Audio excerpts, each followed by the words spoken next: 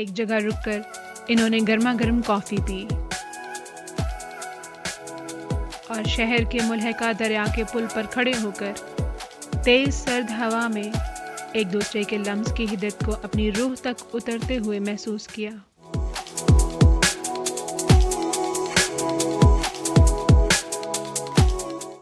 पूरे चांद की रोशनी में एक दूसरे की आंखों की चमक में खोकर खुद पर बमुश्किल काबू रखते हुए अपना अपना इख्तियार एक दूसरे को सौंपा।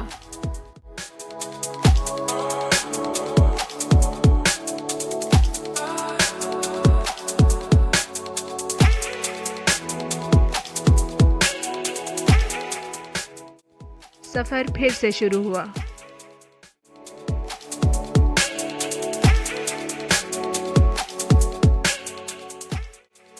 शहरयार ने महरू की तरफ मुस्कुरा कर देखा और बोला, are you ready to feel the real thrill?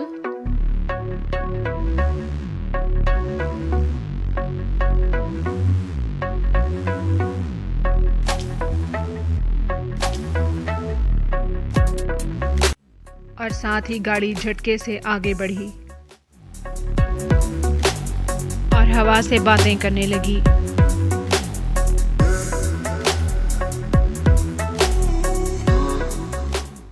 इसके हाथों में गाड़ी गोया कोई खिलौना थी जिसे वो लापरवाही से खेल रहा था।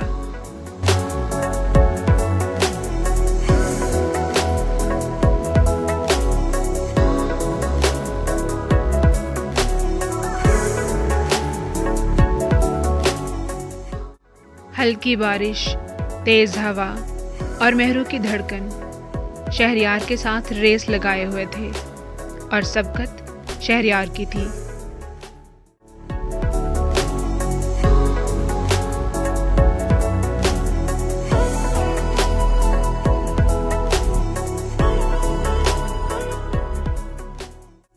फिर रात के पिछले पहर वापसी का सफर शुरू हुआ।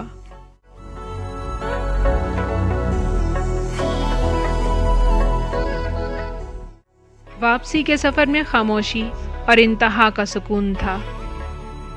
महरू एक मुद्दत के बाद महज होंठों से नहीं बल्कि आंखों की गहराई तक से मुस्कुराई थी। शहरयार का हाथ थामे महरू गाड़ी में ही बैठे बैठे नींद की वादी में जा पहुंची।